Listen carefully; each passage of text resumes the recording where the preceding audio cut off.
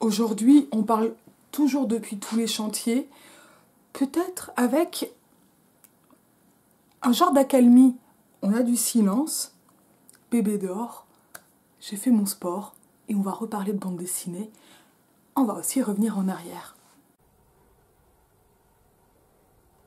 C'est à plusieurs titres qu'on va revenir en arrière. D'abord parce qu'en fait, je vais devoir revenir en 2020 sur une vidéo et surtout sur un essai que j'avais chroniqué pendant le confinement qui était consacré à la French Theory. C'était un essai de François Cusset.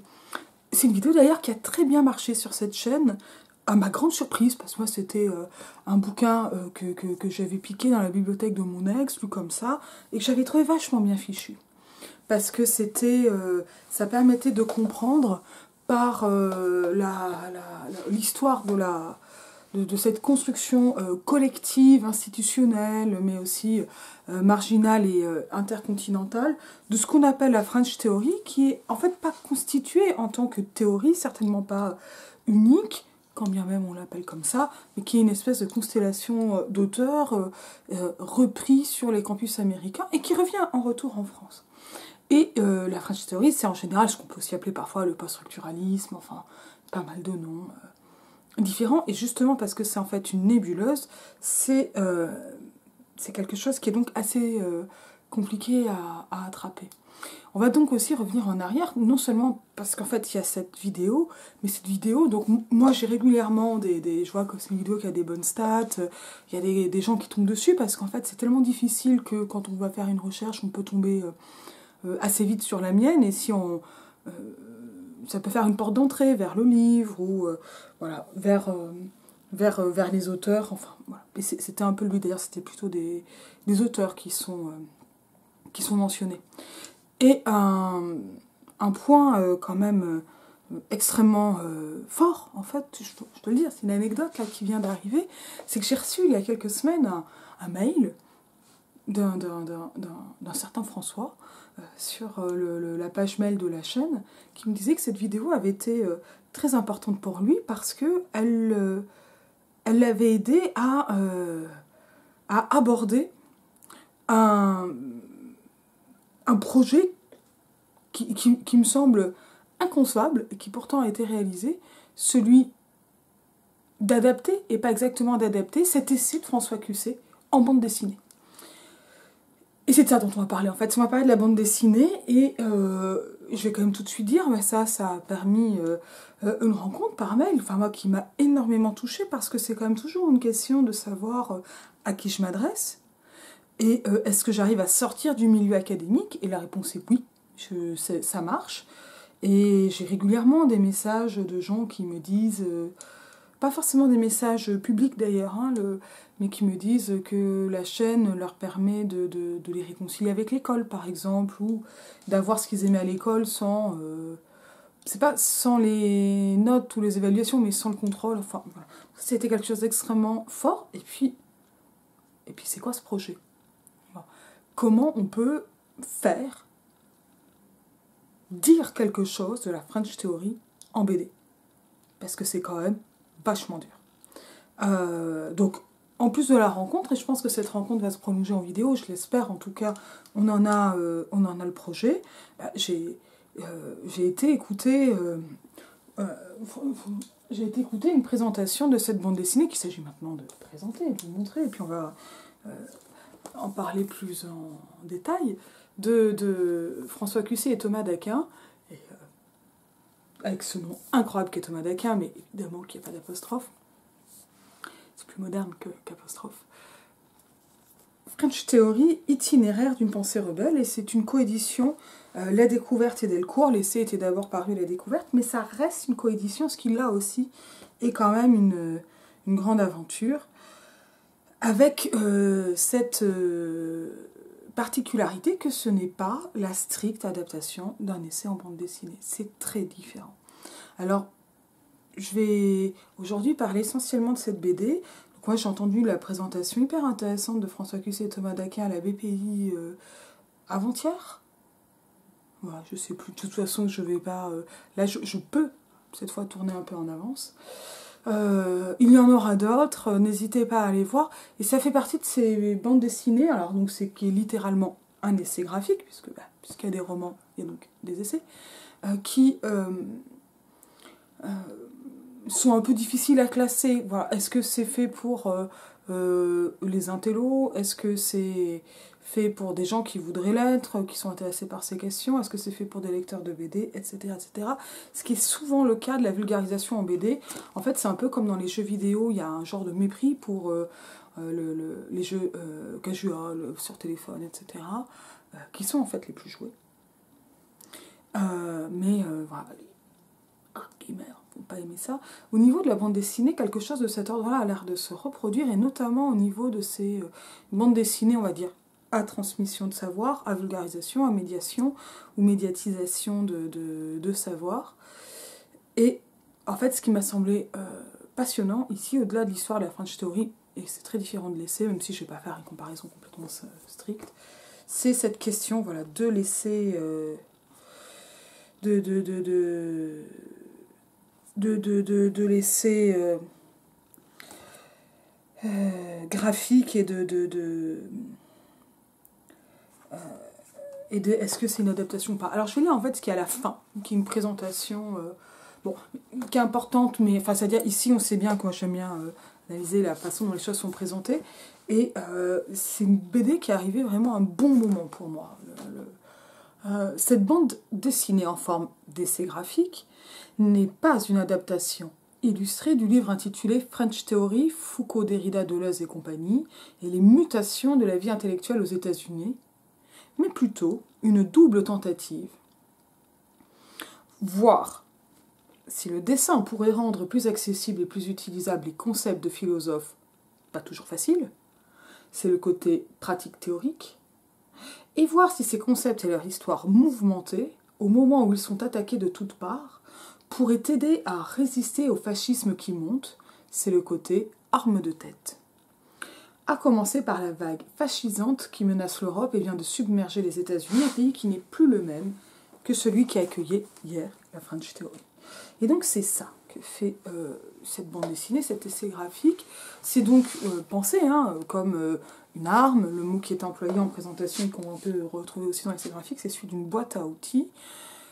À partir de ce qui n'est pas exactement une histoire, ce qui ne va pas être genre un ensemble de biopics entremêlés des auteurs de cette French Theory, mais un genre de retour en arrière pour mieux être dans le présent. Et c'est pas si simple. Et donc c'est pas juste une adaptation d'un essai, ou pas cette adaptation d'un essai, c'est véritablement une coécriture entre les deux auteurs, entre François Cusset et Thomas d'Aquin. Donc François Cusset qui est quand même professeur en histoire des idées et de la philosophie, notamment américaine, et Thomas d'Aquin qui est plutôt au dessin. Et cette boîte à outils, on va la voir comme ça, en quatrième, tac, tac, tac, on s'approche. Alors moi, c'est vraiment un essai graphique qui tombe à un moment assez fort, parce que moi, je suis vraiment préoccupée par cette question de savoir ce que la littérature peut, et de ce que peuvent les arts, les littératures en général. Je lis en ce moment le petit essai libelle de Patrick Chamoiseau, Que peut littérature quand elle ne peut.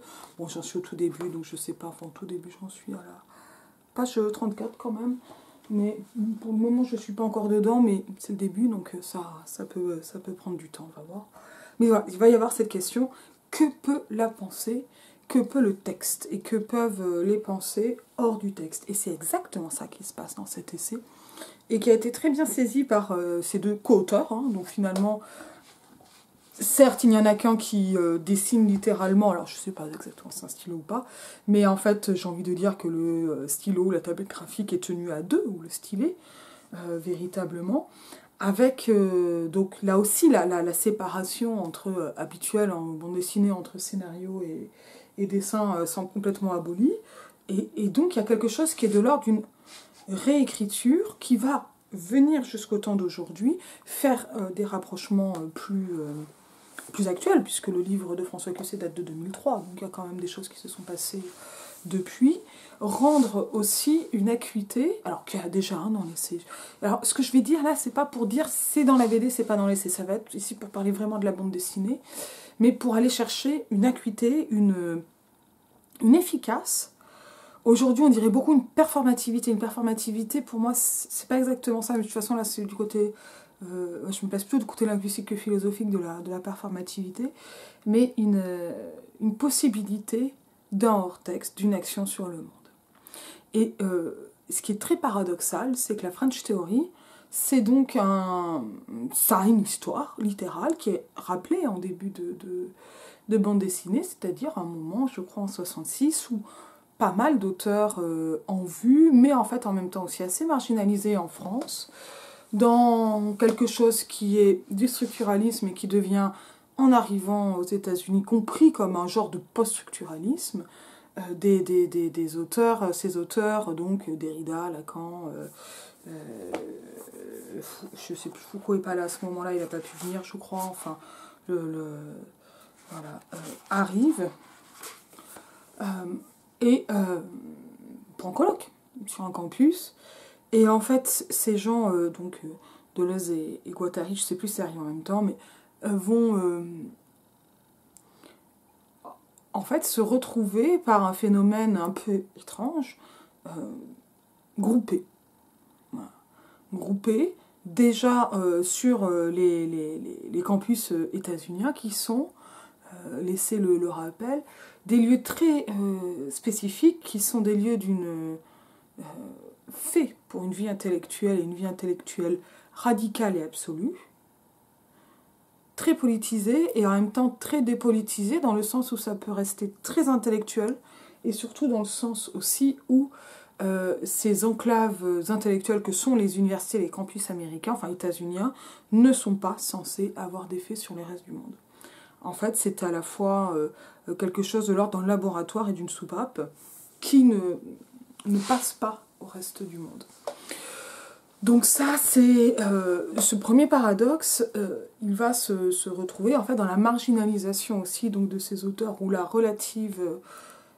statut relativement ambivalent des uns et des autres, et sur le retour et l'histoire de ce qui est amalgamé, sans que les contours en soient très précis, en French Theory, qui aujourd'hui est considéré comme revenant en France depuis quelque temps, comme, on va dire globalement, un mouvement rock. Et la bande dessinée s'ouvre sur Jean-Michel Blanquet, ouvrant un colloque anti-woke. Donc en fait, c'est l'histoire d'une appellation posée autant... posée quand même pas mal par les ennemis de ces intellectuels et de leurs invités exégètes, comparses états-uniens, et des effets autant de ces pensées que de ces appellations. Et là où les choses vont à la fois être peut-être plus accessibles et plus radicales, et peut-être bien subtiles aussi, c'est que la bande dessinée, bon, qui peut avoir un aspect assez illustratif au début, quand il s'agit de présenter Jean-Michel Blanquet, c'est un très bel album d'ailleurs, moi j'étais dédicace. Et j'en suis très heureuse et très fière. Qu'est-ce qu'ils sont très sympa. C'est le fait qu'en fait, le choix du dessinateur va littéralement réaliser cette question d'une pensée ayant un effet sur le monde, c'est-à-dire en représentant des métaphores. Je vais vraiment donner cet exemple simple qui a été donné à la présentation, il marche très bien. C'est celui de cette case planche, unique, très... visible de Blanquet, qui n'est pas représenté de manière fidèle puisque Blanquet n'avait pas de masque à ce moment-là, ce colloque à la Sorbonne anti-woke, et qui dit, d'une certaine façon, c'est nous qui avons inoculé le virus avec ce qu'on appelle la French Theory, maintenant nous devons fournir le vaccin. Et donc cette métaphore nosologique, donc sur une maladie, va amener immédiatement une interprétation en mode labo. En fait, ce qui se passe, c'est que la représentation graphique de cette histoire et c'est là où les choses sont vraiment plus dures, de ces pensées, ne passe pas par quelque chose qui aurait les contours ou les modalités des biopics, hein, de la fresque, voilà, de l'illustration, texte, image, ni non plus de l'exposé. La façon la plus habituelle de faire de la vulgarisation en bande dessinée, on va pas parler des autres médiums, c'est celle qu'on a chez Lee Strumke, c'est celle qu'on a dans le style Didasco et dans pas mal d'autres choses, c'est d'avoir un petit personnage qui cause et qui raconte. Et là, ce qui va se passer, c'est qu'on n'a pas ce fil conducteur de gens qui racontent. La présentation expliquait que ça avait été un premier choix narratif qui a été abandonné avec cette idée de pourquoi avoir cette béquille, allez-y franco les gars, quoi. Je ne cite pas de mémoire, je résume à grands traits. Et c'est là qu'en fait il y a quand même un pas, une audace de franchie et qui va vers donc cette illustration ludique, hein, mais efficace et plus que représentative, qui va aussi montrer ce cas d'évocateur, les termes qui sont employés par Blanquet les uns les autres. Donc ici, Blanquet est le fondateur d'un laboratoire républicain pour gagner la bataille des idées. Et donc dans les fioles, on a séparatisme, genre, communautarisme, arc républicain, république, laïcité, éducation, voilà, histoire de montrer un peu les savants fous, les apprentis magiciens, c'est-à-dire d'avoir tout un folklore de pop culture, repris d'une manière assez ironique, ce qui est évidemment complètement postmoderne et amusant, mais qui n'est pas raconté, c'est directement montré. Et ça fait qu'on va avoir un ensemble de choses qui vont être très, très illustratives. Donc par exemple ici les couvertures de magazines, là une caisse de bouquiniste avec l'anti-Oedipe, du Foucault, etc. Et en même temps le spectre du wokisme. Ici la menace imminente pour la civilisation, donc ce grand spectre avec un IL, qui est très simple. Il ne s'agit pas d'avoir... c'est pas du Drouillet, quoi, en termes de traits, c'est pas du tout du Drouillet, c'est de la ligne claire absolue, qui est là pour être lisible et efficace. Et en fait, c'est très efficace. Et donc là, on voit par exemple... Là, c'est des trucs que mon père aurait alors, mais lui, il était fan de Drouillet. Mais par exemple, là, on peut voir... Il n'y a pas de cases, là. Il n'y a pas besoin de cases. Là, on voit les cases, mais elles ne sont pas dessinées, les cases. Là, il n'y a qu'une case sur cette planche, c'est celle-ci. Et le fait de ne pas les avoir, en fait, ça allège le dessin. Ça le rend plus lisible. Alors, on a un petit trait... elles sont quand même visibles, là. C'est visible à ça, la case. Elle est visible ici, hop, comme ça. Donc, en fait, deux traits suggèrent le rectangle. On voit le rectangle par l'alignement du lettrage et la composition en gaufrier. Alors, ça a l'air tout bête, mais cette réduction, elle n'est pas si simple. Et elle va vers voilà, ces espèces de réalisation graphique des métaphores. Ça va vers ce genre d'images personnifiantes, hein, pour montrer des échanges entre France et États-Unis. Voilà, en gros. Et en fait, il y a un énorme travail pour sortir donc, du gaufrier. Le gaufrier, c'est l'ensemble des cases standards des BD 48 pages, type Astérix et Lucky Luke. Ici, voilà, pour des cases plus verticales, ça peut rappeler Little Nemo. Ça rappelle bien sûr aussi les BD de Fred comme Philémon, les aventures du A, etc. Avec malgré tout quand même hein, des encarts textuels. Mais l'idée, c'est d'avoir un effet, un impact immédiat important d'emblée. Alors là, voilà, cette espèce d'introduction, ce petit prologue va amener à un premier chapitre, déambulations américaines, sur cette histoire que je vous ai racontée de la French Theory et de la rencontre d'abord donc de Lacan, Derrida et de ce colloque qui... En fait, on a constamment, donc, on a une certaine cohérence du trait, même, je vais dire, des palettes chromatiques, même si les couleurs, les camaïeux peuvent changer d'une planche à une autre, mais il y a quand même une cohérence à la page, et ça fait un ensemble qui est assez doux. C'est donc, il n'y a pas quelque chose... C'est très étonnant parce que c'est un dessin qui est extrêmement élaboré, en termes de composition et de réflexion pour aller vers une efficacité, mais qui se laisse en même temps le plus souvent oublier. Par exemple là, voilà, là on n'est pas, ça c'est pas un gaufrage, c'est pas un gaufrier standard. Par contre là on va retrouver l'encadrement des cases et ça nous raconte une histoire un peu comme dans un film. On a l'impression de voir un film noir. C'est la rencontre entre Lacan et Derrida. Je n'ai pas besoin de raconter les détails.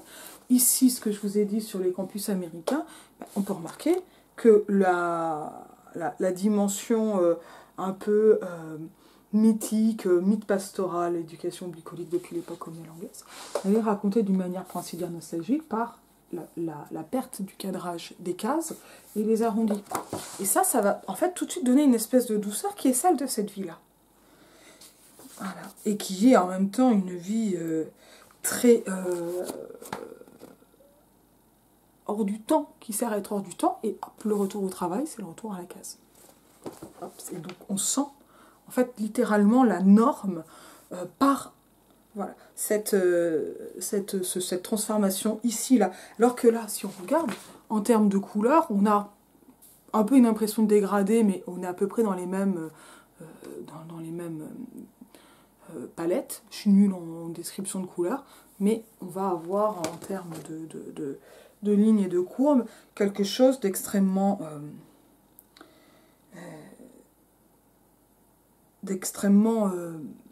enfin, on a une rupture en fait par le retour des lignes, quand bien même ces lignes ne sont pas tracées à la règle. Donc voilà, et donc on va refermer une parenthèse qui était suggérée ainsi par ces courbes. Bon, ça c'est un détail pour vous montrer à quel point les choses sont radicales dans le dessin et comment en fait le dessin va servir la pensée. C'est-à-dire qu'en fait le dessin n'est pas la traduction d'une pensée, mais le dessin va être une pensée.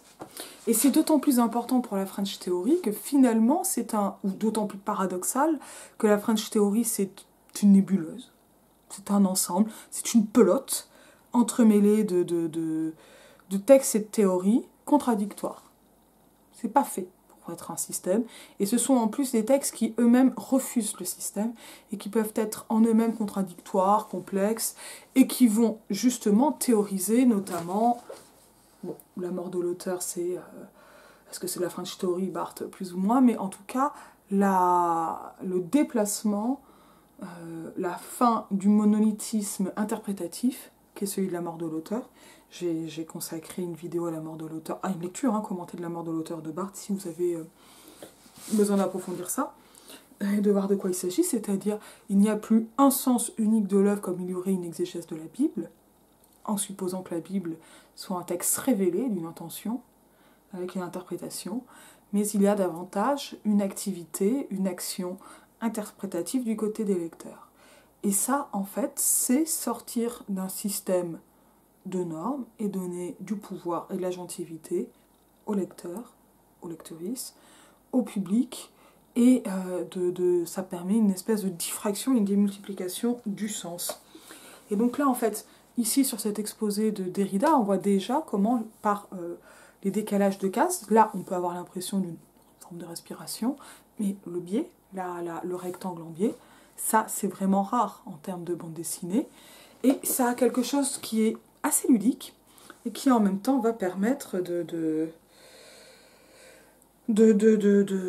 suggérer ici le décentrement que propose Derrida, justement pour interroger, je lis, ce désir de sang, de laisser du jeu, défaire la présence, ici pour comprendre qu'il s'agit de sortir de la structure et de l'idée d'un centre, d'une centralité, d'une origine fixe, pour aller davantage vers, globalement, des perspectives. Et redéfinir ainsi le sujet, c'est ce qu'il y a derrière et qui va revenir, ça fait partie des choses qui m'intéressent. Voilà. Et donc, on a comme ça plusieurs des moments un peu plus, on va dire, un peu plus historiques, mais qui vont en fait passer d'un personnage à un autre. Et ces personnages, d'ailleurs, ne sont pas exactement ceux de l'essai de Cité de François Cussé. Ils sont aussi plus larges, il y a des passages un peu biographiques. Ici, Silver Lotringé, il me semble que c'est lui qui est dans le roman I Love Dick de Chris Cross, mais là j'ai un doute, j'ai pas pris le temps de vérifier. J'ai vu que François Cussé a consacré un ouvrage, je pense, à Silver Lotringé, mais j'ai pas été voir pour le moment. Mais pour le coup, ça a éveillé ma curiosité.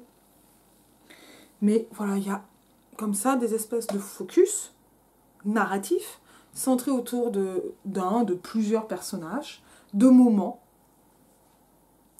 de décors, les campus américains, mais qui vont passer des uns aux autres. Et ça, c'est extrêmement important parce que ça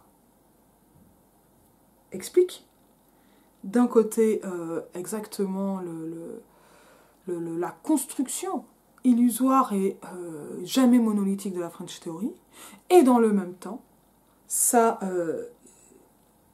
illustre profondément le propos de la French Theory comme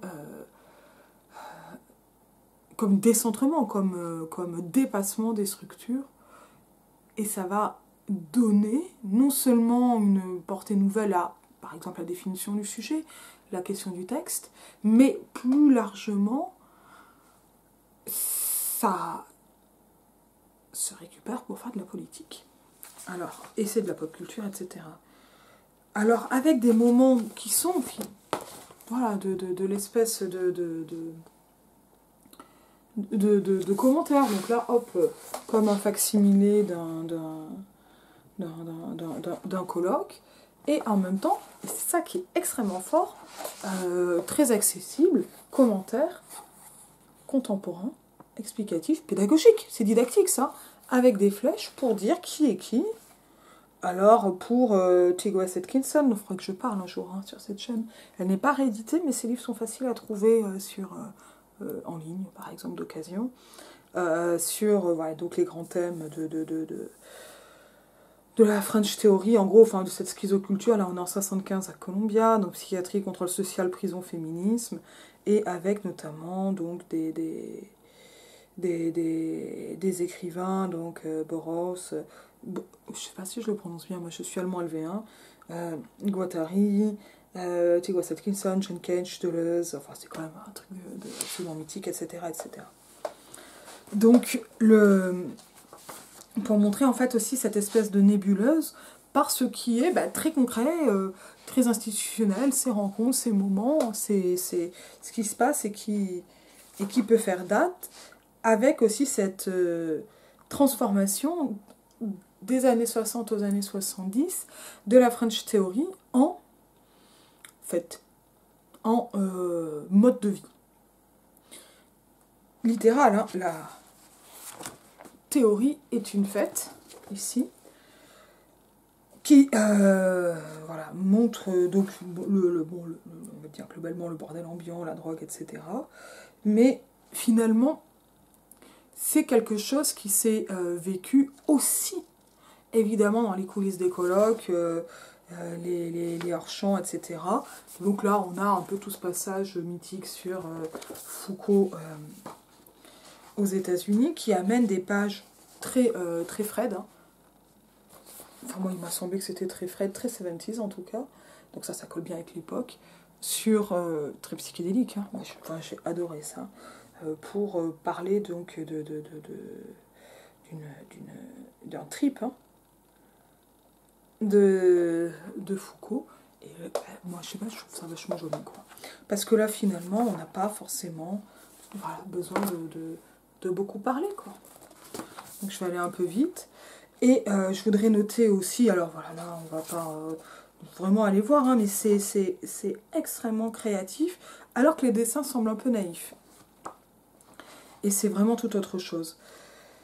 Cette question du texte hors texte, elle va ici se transformer par le passage dans le spliff, hein, c'est-à-dire finalement le texte devient les textes, les pensées, les théories, fragmentés, mais parce que fait pour être fragmentaire, c'est pas la même pensée du fragment que la pensée romantique, mais là ça nous amènerait trop loin, deviennent aussi des formes de shoot, enfin c'est-à-dire de déconstruction sensorielle, mais également de déconstruction politique. Évidemment, quand je dis déconstruction, c'est pas complètement par hasard, mais on va le voir avec cette question donc des textes qui sortent du texte avec encore ce fil du laboratoire. Alors, ce qui m'a vraiment intéressé dans cette question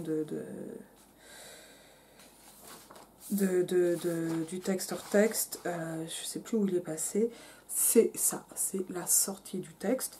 Bon, on a un chapitre ensuite qui est quand même assez radical sur les 5 fantastiques, enfin assez audacieux, qui présente des personnages conceptuels.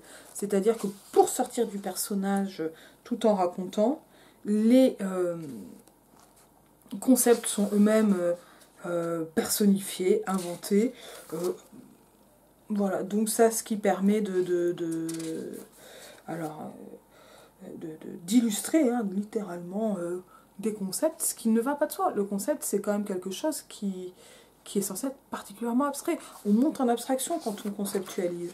Et donc là, tout l'enjeu, c'est de représenter sans tomber dans le biopic, la biographie, etc. Et ben, je trouve que ça marche pas mal. Alors, c'est assez ludique, ça se comprend bien.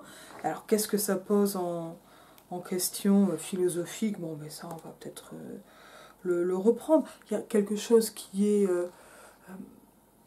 c'est profondément de la métaphore, alors sauf que là je vois pas de tension, comme il y a une tension ontologique dans la métaphore entre ça est, ça n'est pas et ça veut être, voilà, quand on reprend un peu Ricoeur, mais davantage ici c'est quelque chose qui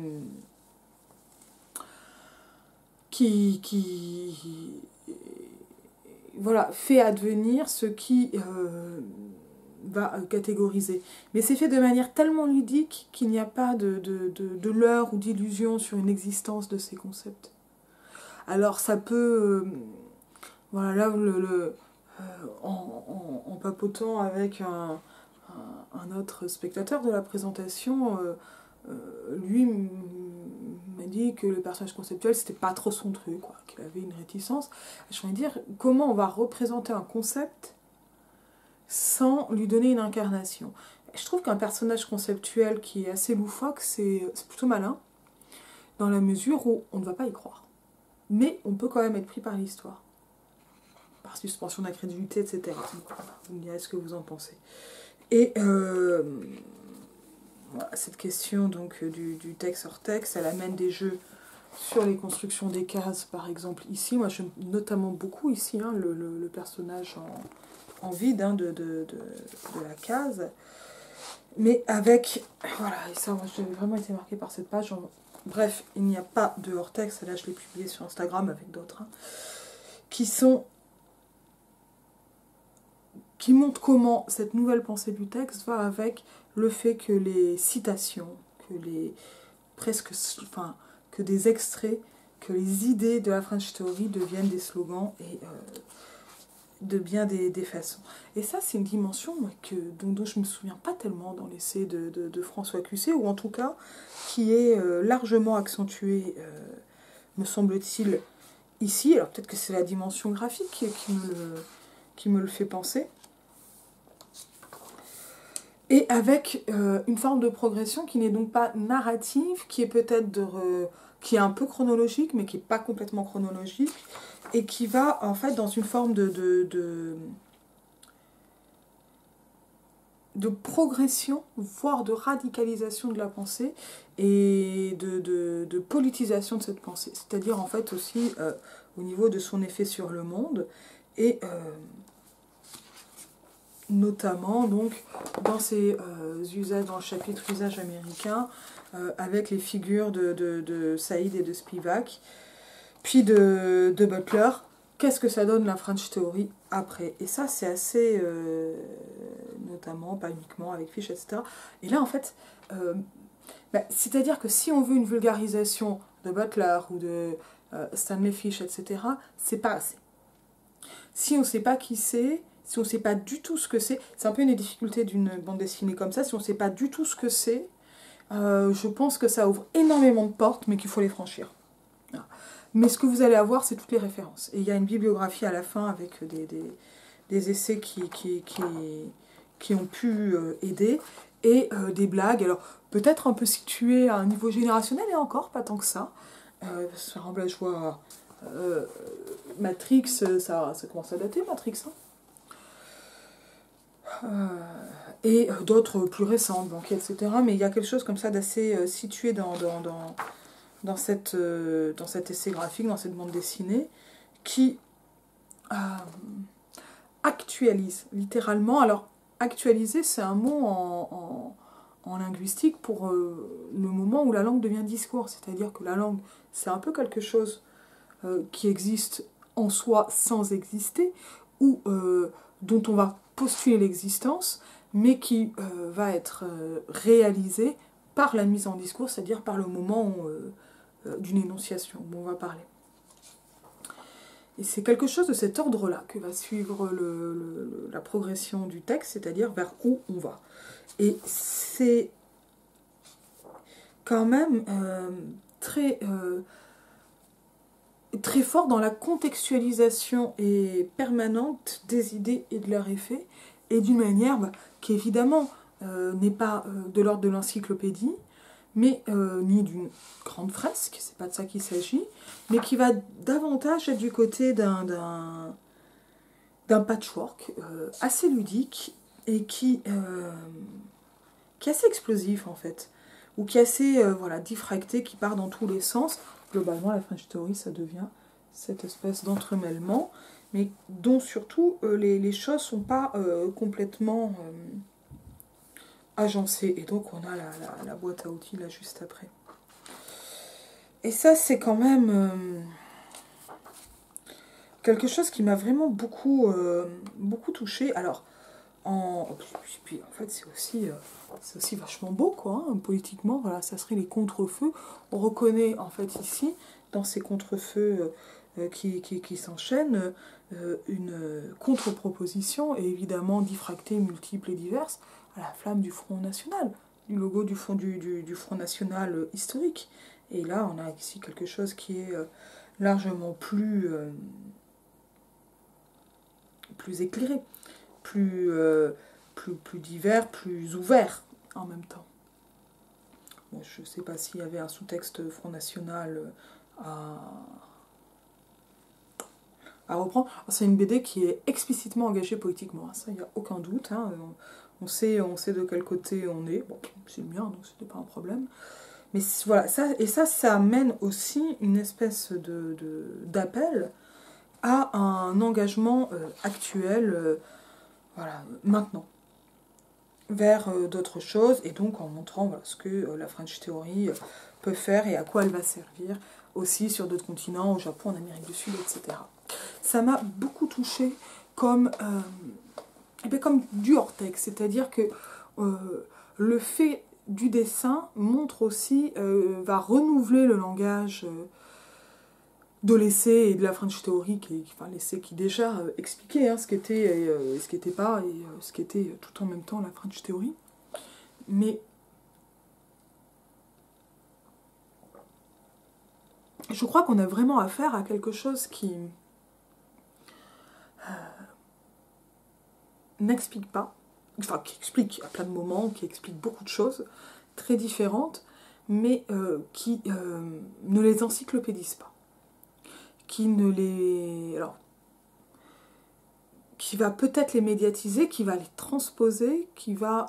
alors, voilà, et qui part en fait de cet essai sans en faire un point d'arrivée. C'est en ça qu'il n'est pas la traduction ou la transposition ou l'adaptation de l'essai, c'est-à-dire que le projet de l'essai est évidemment à l'origine hein, du projet de cet essai graphique, mais il a été complètement abandonné pour repartir de cette idée d'une French Theory et de ce qu'elle